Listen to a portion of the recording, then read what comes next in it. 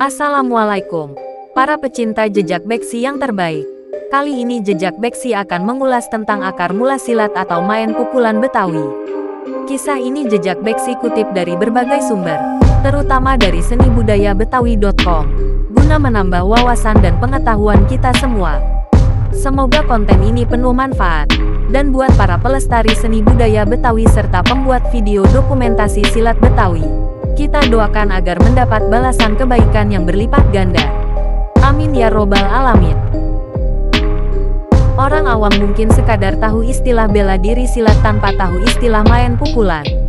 Padahal keduanya berkaitan erat. Ternyata orang tempo dulu di Jakarta lebih sering menyebut silat khas Betawi dengan istilah main pukulan. Nah, lalu bagaimana dengan akar main pukulan Betawi?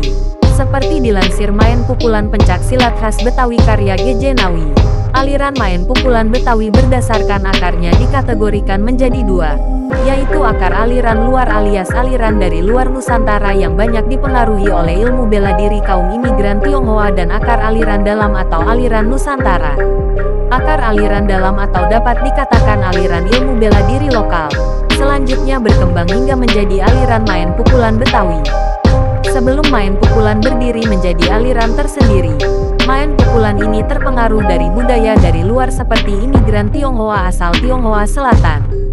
Penduduk Tionghoa Selatan bermigrasi ke Betawi tepatnya setelah dinasti Manchu berkuasa di Tiongkok pada tahun 1644.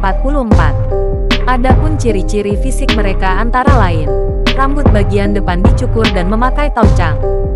Sementara orang Tionghoa peranakan yakni orang-orang keturunan dari hasil pencampuran orang Tionghoa dan pribumi Nusantara. Kebudayaan Tionghoa dari Tiongkok Selatan mendominasi dalam membentuk main pukulan di Betawi. Pengaruh ilmu bela diri imigran Tionghoa juga dapat dilihat dari karakter khas gerakannya yang cepat, kuat, energi dengan variasi metode pukulan dan suara hentakan menyertai gerakan-gerakannya. Adapun gerakannya didominasi oleh gerakan tangan sebagai karakter serangan dan pertahanan. Gerakan ini menandakan pengaruh ilmu bela diri yang dibawa orang-orang selaran Sungai Yangtze yang berada di Tiongkok Selatan, yang dikategorikan sebagai aliran Nanchuan atau ilmu bela diri aliran selatan. Tak hanya gerakan dalam ilmu silat yang turut mempengaruhi main pukulan di Betawi, bahkan secara budaya hingga karakternya sehari-hari, jago-jago kuntao Tionghoa yang berada di Betawi turut membentuk kepribadian orang-orang Betawi. Misalnya, karakter pemberani dan percaya diri orang-orang Tionghoa peranakan diadaptasi oleh orang Betawi, termasuk juga belajar main pukulan.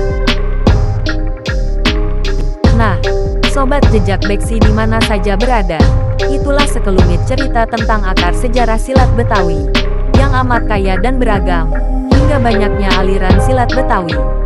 Oh ya, bagi kalian yang belum subscribe buruan dah subscribe, like, dan komen untuk jejak beksi, demi kemajuan kita bersama.